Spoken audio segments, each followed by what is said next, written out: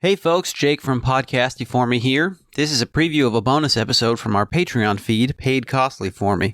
If you like this and you want to hear more, you can head on over to patreon.com/podcastyforme, where for $5 a month, you can get a new bonus episode every other week. That's patreon.com/podcastyforme. Enjoy!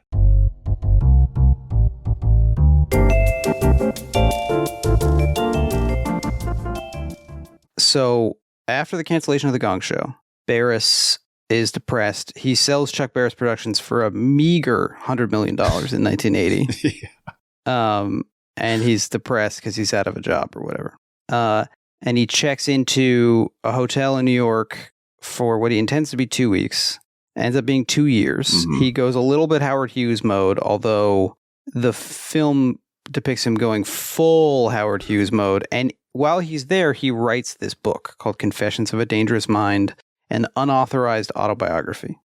And I think part of what makes this book and this entire story confusing is that he isn't full Howard Hughes mode. So it does seem like either he has kind of like manic or bipolar tendencies, or he was just using a lot of drugs. But yes, it's all kind of like functioning drug user, functioning bipolar. Like he doesn't like fall out of society. He doesn't end up in the hospital. It's all kind of like close to that happening. But I think that is part of what makes this a confusing incident to try to convey. Is it's not like clearly the ravings of somebody who is very unwell. It's told in a way that is like a performance, and then you start to wonder, okay, well, is this how knowing is this? When we haven't even said the main thing of it, which is that in the book, he says it's a story of his life.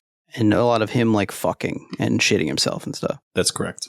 And he says, while I was doing game show stuff, I was also a contract assassin for the CIA, and I killed 33 people. And you have read the book, or some of it, more of it than me. Almost all of it, yeah. And from what I understand, it's like pretty clearly a bit. Yeah, I mean, it's a narrative. I'll read a tiny section of it. I mean, a lot of the pieces that end up in the film, including you mentioned the fucking. I mean, this is clearly like some of the stuff we've been talking about the last few months. The sort of like Roth or Kerouac or whatever, sort of like enjoying telling the nastier incidences of your life. Saying like, okay, incidents of your life. Saying this is, this was the girl who. I remember her like big cluckers or something. He loves the book is full of swearing, and he'll say like, I had nuts the size of basketballs, and I couldn't wait for her to relieve him for me, and I chased her to Pittsburgh. But then the way that he's relaying these events is so clearly like literary. It's meant for the pleasure of reading, right? So I'll just read like a tiny tidbit of this. Okay. But for example, in one incident where he goes to Mexico City, it's in a different order in the book, but he says the following. So he says, Roberto Soledad's rented limousine may have been the oldest limousine in Mexico City. Its ashtray lids were gone, so were its cigarette lighters. One rear window worked. The radio aerial hung limply from its socket, draped over the front fender as if shot. The shock absorbers were history. A sudden dip in the road meant instant back problems. What a piece of shit, complained Bird, the CIA agent, ill-temperedly. It's all they had, whined Soledad. In front of our hotel, the Camino Real, was a decorative fountain and pool. The pool was in terrible turmoil. Its submerged jets had gone berserk, causing great quantities of water to thrash about violently. I mean, this is like, he's like enjoying the process of storytelling and like the details of, I don't know. From the stuff I've read, it reminds me of the like self-published novels of the Simpsons writer John Swartzwelder. Yep. Like it's basically like, what if Homer Simpson was a private detective right. And everything is a joke? Like every 2 lines, there's a joke. That is exactly how it's written. Yeah. But the weirdest thing is like from the beginning, people were like, is this true? Which is so crazy. Yeah. Yeah. Which is, I mean, it's, I guess, it's the same as like it's the gangster rap question where like suddenly if someone puts themselves into a story with using their real name, and people real are incapable about what school. Yes, it is exactly. Yeah, they're incapable of understanding that this might be like a tall tale or whatever. But then we can handle Neil Patrick Harris and Harold and Kumar for some reason, but we can't handle Ice Cube. So from the beginning, like the book gets optioned in like 84, and they want to make a movie out of it.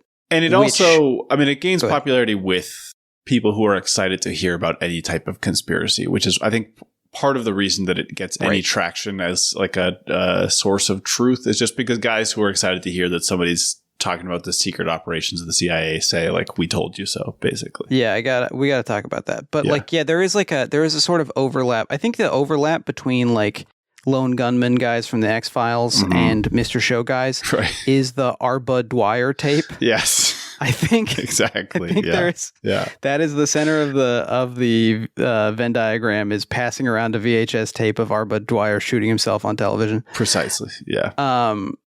So yeah, it's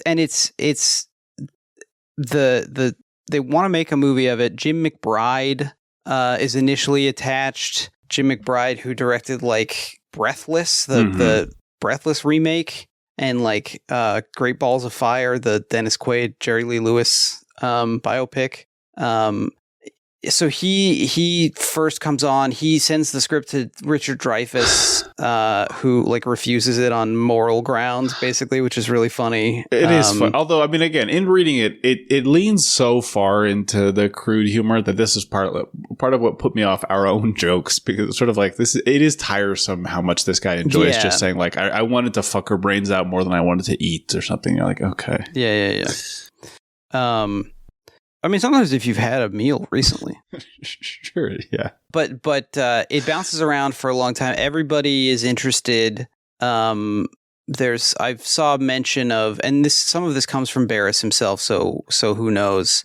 But I saw like David Fincher and Brian De Palma and Bryan Singer. Singer came pretty close. People like Sean Penn. I think Singer was going to make it with Sean Penn. Johnny Depp is interested. Mike Myers, or as Chuck Barris calls him in an interview, Mark Myers. Really good. Yeah, from the movie Shrark. Yeah. Richard Dreyfuss is in that. Hey, great point. Thank you. Spacey, I think, is attached at some point. Edward Norton maybe wants to do it. So like it's a script that bounces around, I think, because all these people grew up with the Gong Show. And then this producer named Andrew Lazar, who we're actually quite familiar with. We're familiar with his work anyway. He's the one who really keeps pushing it. He, of course, gets started with the Richard Donner film Assassins, which is where the Antonio Banderas gif of him looking at the computer and going, ooh, comes from. But also that was based on a Wachowski script that was rewritten. But yeah, you were going to say. Yeah, the reason that we are familiar with him is, of course, the production of Space Cowboys, the 2000 masterpiece film starring Clint Eastwood. And then American Sniper, for which he was nominated for the Academy Award for Best Picture as the producer. And also Mordecai, just to give you a sense of the range of this man. Yeah. Want to hear the rest of the episode? Go to patreon.com/podcasty for me and sign up for just $5 a month. We're sorry we do this.